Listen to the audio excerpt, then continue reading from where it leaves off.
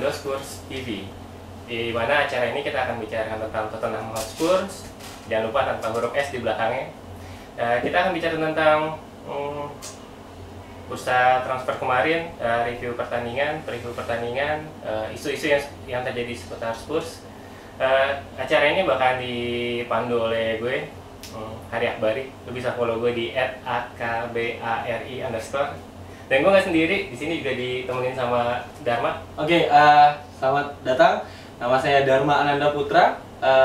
Kita berdua akan membahas beberapa, seperti yang Hari tadi bilang, beberapa berita, isu ataupun gosip ya tentang Tottenham Hotspur. Dan kali ini kita nggak berdua aja, kita kedatangan narasumber yaitu Om Anton.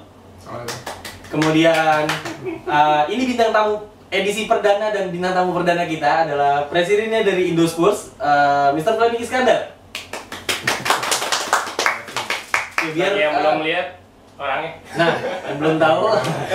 Jadi kita langsung saja, kita akan, karena kita punya banyak materi buat dibagikan buat teman-teman. Yang paling hangat mungkin menurut kita sih paling hangat adalah transisi di mana pelatih dari Harry Redknapp digantikan oleh AVB atau Andreas Villas-Boas. Ini kan banyak sekali memunculkan kontroversi, opini, pendapat, ada yang pro, ada yang kontra kan. Makanya kita pikir ini cukup bagus untuk dibahas. Mungkin banyak dari kita yang berpikir Redknapp itu bagus kok gitu. Dia selama 4 musim ya kalau nggak salah. 4 musim dia bawa kita bisa finish di posisi 4 2 kali. Yeah. Dia bawa kita ke champion sampai lolos grup ya. Walaupun akhirnya kita kalah, tapi itu adalah prestasi yang luar biasa. Yeah. Karena kita mendatang baru, kita bisa ngalahin Inter di home away kalau nggak salah ya. Kita bisa nahan Milan di kandang 0-0 dan menang 1-0 di San Siro, menurut saya. Itu dan itu prestasi yang luar biasa sebenarnya. Tapi tahu-tahu saya nggak tahu nih dia sebenarnya dipecat atau di. Ya, itu yang menurut ada beberapa opini di luaran sana yang mengatakan bahwa pertama Redknapp mengundurkan diri, yang kedua Redknapp tidak diperpanjang kontrak, dan yang ketiga adalah Redknapp dipecat gitu. Jadi menurut Om Anton atau Pak Fleming, mungkin dari Om Anton kira beritanya tuh yang benar seperti apa gitu sih? Oke, jadi waktu dipecat kemarin, jadi dipecat ya? Dipecat, ketahuan. Bukan mengundurkan diri, bukan tidak diperpanjang. Kontraknya dia masih 1 tahun lagi sebetulnya. Berarti sampai musim 2013 selesai gitu ya? Iya. Jadi sebetulnya ini berawal dari waktu bulan Februari itu dia udah disodorin kontrak baru sama Februari 2012 untuk perpanjangan, dan ditolak sama dia oleh Redknapp. Iya, karena isu ini dia lagi nunggu panggilan pelatih dari timnas Inggris ya, Inggris. Iya. Dan akhirnya dia timnas Inggris nggak tunjuk dia, malah tunjuk Roy Hodgson. Terus kemudian selain itu juga saya melihat kayaknya ini ada perbedaan visi nih antara Redknapp sama Daniel Levy. Dulu waktu Redknapp ditunjuk untuk menggantikan Wanda Ramos, misinya adalah steady the ship setelah goncang, ya. Cuma dapat 2 poin dari 8 game, ya. Kalimat andalannya Redknapp itu kalau interview kan 2 point 8 games gitu kan. Dia itu pelatih yang man management skillnya paling bagus gitu. Dia dapat pemain itu rela mati lah untuk dia. Tapi juga sebenarnya 2 pemain ini, Modric dan VDP, kan memberikan peran yang sangat penting lah gitu. Seperti Modric, kalau dilihat sebenarnya dia pemain yang paling sering kita mainkan gitu. Paling sering dimainkan oleh Redknapp. Itu juga dengan VDP, walaupun tadi Fleming bilang dia paling sering diganti gitu. Tapi kontribusi golnya dia banyak gitu, dan bahkan banyak gol-gol penting juga diciptakan oleh pemain si berkaki kiri ini. Tapi oke lah, sekarang 2 pemain ini sudah nggak ada gitu. Mungkin bisa dilihat kreativitas kita kurang gitu. Tapi akhirnya di bursa transfer kemarin ada beberapa pemain yang akhirnya kita beli gitu, beberapa nama, dan beberapa pemain yang akhirnya keluar. Seperti yang keluar sudah tadi Modric dan VDP, yang masuk ada Dembele, ada Sigurdsson, Dempsey, dan yang terakhir adalah Lloris ya, ada Lloris sebagai posisi penjaga gawang.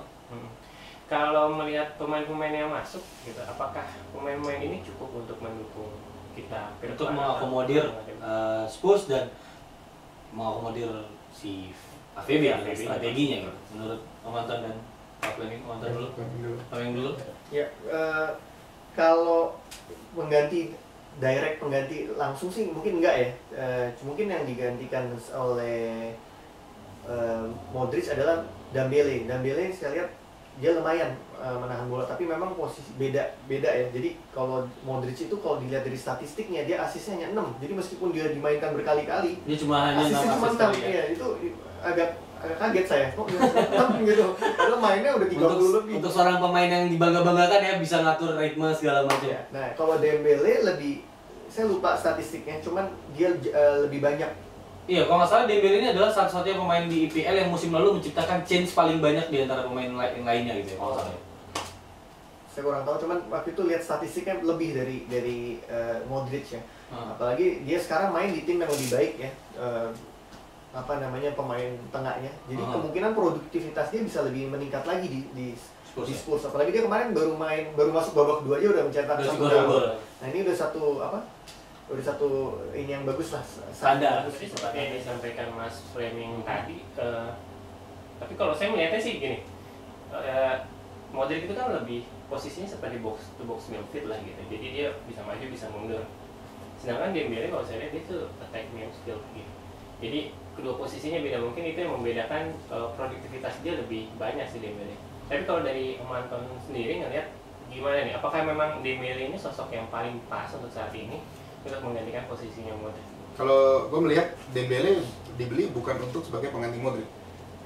Dembele ini sebetulnya dia versatile sekali. Dia bisa bermain beberapa posisi. Kalau mau jadi bukan sebagai direct replacement, kalau kita bandingkan statistiknya mungkin agak kurang tepat juga. Jadi kalau Modric itu memang gol dan asisnya sedikit, tapi dia kalau kita lihat play by play mungkin dia assist for the assist gitu loh. Ya. Jadi asisnya dia yang menghasilkan gol, direct assist gitu ya? Bukan, asisnya dia yang indirect. Oh, oke. Asisnya operannya dia kepada orang yang akan asis gitu. Nah, sebetulnya target nomor satunya AVB ini sih Joao Moutinho untuk menggantikan Luka Modric. Nah, terus kemudian kan gagal nih tentang Moutinho-nya. Ini ada cerita nih. Spurs kan minta perpanjangan deadline 2 jam dan dikasih sama Premier League. Dan tetap masih gak bisa gitu loh. Ternyata Spurs itu terlambat by 4 menit. Hanya 4 menit, jadi 2 jam 4 menit gitu ya? Iya. Dan di situ ada komplikasinya. Dari pertama FVB udah bilang ini transfer yang tidak mudah gitu. Ternyata Joao Moutinho itu ada 15% yang masih dimiliki oleh klub lamanya Sporting. Sebagai pihak ketiga berarti ya? Iya, 15%. Terus setelah agree personal term dengan playernya, Spurs pikir udah ini agreed fee juga gitu loh. Tapi ternyata dari dokumen yang dikirimkan, Porto bilang itu fee yang udah disetujui itu tidak termasuk yang 15% itu. Gitu loh. Minta nambah gitu. Iya, jadi yang 15% harus Spurs tanggung lagi gitu loh. Nah, mungkin dari itu akhirnya waktu yang diberikan nggak cukup gitu. Iya, untuk mengurus segala macam lagi gitu ya. Iya. Oke, jadi kan teman-teman bisa tahu nih ya kenapa yang kayaknya kita mau ngedatengin Moutinho, kapan Moutinho datang, sampai akhirnya pun transfer close dia nggak datang juga. Jadi mungkin ini adalah penyebab kenapa si Joao Moutinho itu mungkin saya bisa bilang belum bisa bergabung ya, bukan tidak akan bergabung ya. Mungkin siapa tahu next transfer kan ya. Jadi kenapa sih Joao Moutinho belum bisa bergabung sama Tottenham Hotspur? Tapi mungkin nggak kalau di transfer window bulan Januari nanti kita bisa approach lagi gitu menurut? Kemungkinan sih bisa, cuman kita tahu Porto habis jual banyak pemain bintang. Habis jual Hulk sama Witsel, mungkin dia udah gak butuh duitnya lagi. Benar. Kalau kita tanya Mas Lain mungkin ini pendapatnya mengenai Clint Dempsey gimana? Clint Dempsey mungkin sebelum dijawab, Clint Dempsey ini sebenarnya agak unik ceritanya kan. Sebenarnya bukan kita yang dari awal pengen ngedeketin gitu ya. Awalnya kan tim Liverpool yang berusaha mau beli dia, akhirnya kayaknya dia PHP juga. Iya.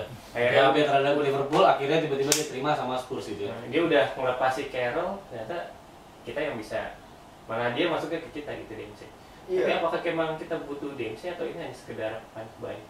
Dempsey ini bisa main sebagai attacking midfield, bisa striker. Nah jadi sebenarnya memang butuh ya, apalagi dia udah terbukti lah selama dia 5,5 tahun di Fulham, dia dengan dapat Dempsey, saya rasa itu suatu pendapatan yang baik dari Spurs ya, dan juga dengan nilai 6 juta pound sterling tuh benar-benar good deal buat Spurs ya. Kalau boleh saya tambahkan tadi menanggapi Hari nanya Dempsey termasuk panic buy nggak sih? Menurut gue dia panic buy. Jadi ceritanya di hari terakhir deadline day itu Spurs ada nawar Fernando Llorente 20 juta pound, diterima oleh Athletic Bilbao. Llorente-nya minta gaji 150.000 yang ditolak mentah-mentah sama Spurs karena dia punya salary cap 105.000 per week, yaitu yang gajinya Gareth Bale. Iya. Tertinggi. Ya. Terus selain itu juga ada cerita menarik, sebelum dia ke Spurs kan dia ditawar oleh Liverpool. Liverpool nawar 4 juta dolar, 4 juta pound, ditolak sama Fulham. Liverpool baik lagi,